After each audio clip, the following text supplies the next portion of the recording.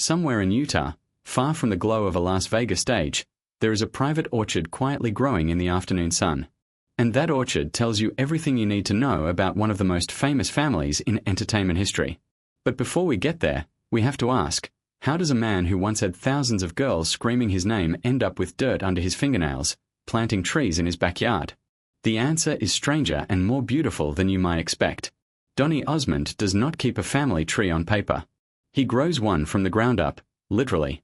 Every time a new grandchild comes into the world, he plants a fruit tree in his private Utah orchard to mark that moment. It is a living, breathing family record rooted in soil instead of spreadsheets. By the middle of 2026, that orchard had reached 16 trees. 16 new lives. 16 quiet celebrations far from any camera. Can you imagine building that kind of monument, one that only your family ever gets to see? This tradition is not just a grandfather's hobby. It is a declaration. It says that for this family, the most important moments are the ones nobody else witnesses. Donny and his wife Debbie have spent 48 years protecting exactly that kind of privacy, and it has cost them nothing they were not willing to give up.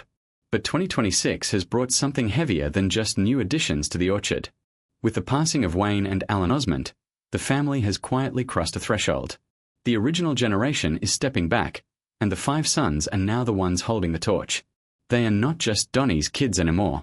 They are the stewards of a name that has been in the public consciousness for over 60 years. And here is what makes that fascinating. Not one of them is doing it from a stage. So who exactly are these men, and how did they each carve out a life so deliberately different from the one they were born into? The eldest son, Don Jr., arrived in 1979 and made a choice that many firstborns of famous parents never managed to pull off. He walked away from the obvious path. Nobody handed him a microphone or a record deal, and he did not go looking for one. Instead, he went behind the curtain and built a marketing company called Ouncecom.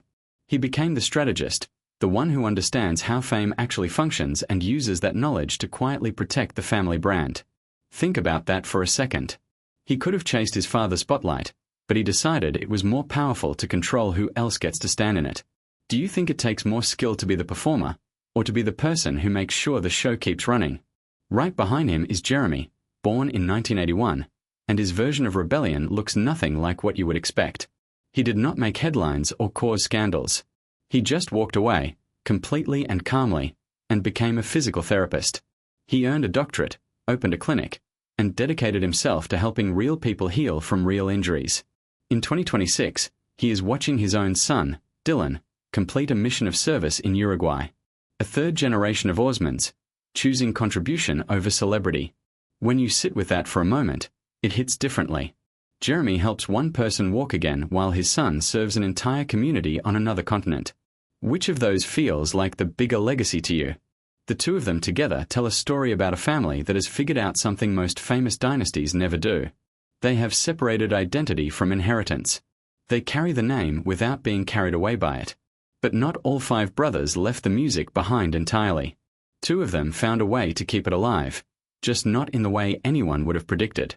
Brandon, born in 1985, lives in Provo and spends his professional days in the world of advertising and design. The music never left him though. He just chose to keep it at home, playing for his 4 sons rather than for a paying audience. He has said before that he loves creating but has no interest in the circus that comes with performing professionally. And honestly, who could blame him? Picture having all that talent but none of the pressure. Being the coolest dad on the street without needing a single spotlight.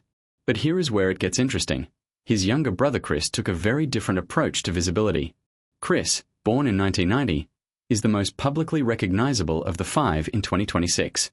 He appeared on the reality show Claim to Fame and played it with remarkable composure. He let people wonder about his last name rather than leading with it, a quiet confidence that felt completely intentional. But even that public moment was just the surface. Beneath it, Chris has been doing work that most people will never connect to him. He contributes to music and post-production for Disney. He is part of the magic behind some of the most recognized sounds on the planet, and his name is nowhere near the credits. Is that the ultimate professional move, or what? And on top of all that, 2025 brought the birth of his daughter, River James, a new branch on the family tree that clearly means more to him than any screen credit ever could. That brings us to the youngest. Joshua Osmond was born in 1998, which means he grew up in a world where Osmond mania was ancient history rather than a current event. The name was a legacy, not a headline. And maybe that distance gave him the clearest view of all 5 brothers. In 2020, he married Summer Felsted in a backyard ceremony. No magazine deal, no red carpet, no guest list made for optics. Just family, just home. Then in 2025, his son Carson Dean was born, officially planting the next root in that Utah orchard. Josh is the anchor, the one who grew up last but somehow ended up grounding the whole family in something solid. Now you have to wonder, how did all 5 of them turn out this way? Because this is not an accident. Hollywood is full of famous parents who raised children who fell apart under the pressure of the name. So what did Donny and Debbie do differently? To understand it, you have to go back to the 1970s, back to the height of Osmond mania, when Donny could not step outside without being surrounded by a screaming crowd. He lived through that frenzy. He felt every inch of the exhaustion it brings. And when he became a father, he made a deliberate decision. His sons would not grow up inside that machine. They would grow up as people first, and whatever they became after that would be entirely their own. That protective approach gave all 5 boys something that most children of fame never receive: the chance to develop a real identity before the world had a chance to assign them one. By the time they were adults, they did not need the spotlight to feel significant. And that changes everything. Look at them now: a marketer, a physical therapist, a designer, a Disney contributor, and a young father building a quiet life. None of them are hiding. But none of them are performing either. They are just living, and that turns out to be the most radical thing a famous family can do. There is a line that keeps coming back when you study this family. The shadows are not where you go to hide. They are where you go to grow. Donny's sons have proved that the loudest thing you can do in a world obsessed with attention is to choose a life that genuinely does not need it. All 5 brothers are still close, still grounded, still thriving. In an era where celebrity families collapse publicly and often, that is not a small thing. That is a masterclass. And the real question it leaves you with is this: if more famous parents followed this same quiet approach, how many Hollywood tragedies might never have happened at all?